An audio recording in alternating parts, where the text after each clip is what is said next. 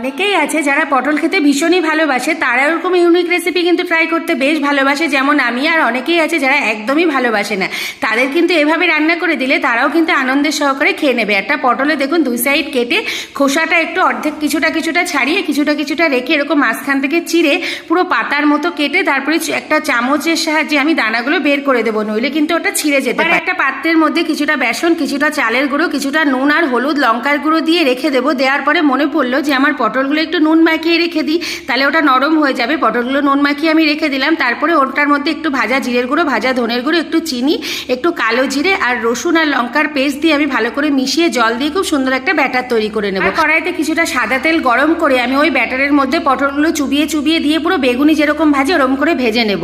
দিয়ে একটু গ্যাসটা সিম করে একটু কিছুক্ষণ রেখে দেবো, তারপরে কিন্তু গ্যাসটা বাড়িয়ে দেবো, তাহলে ওটা খুব সুন্দর মচমচে হয়। পটলটা তো এমনিই নরম ছিল, এটা কিন্তু খেতে খুবই ভালো হয়। এটাকে পটল পকোড়া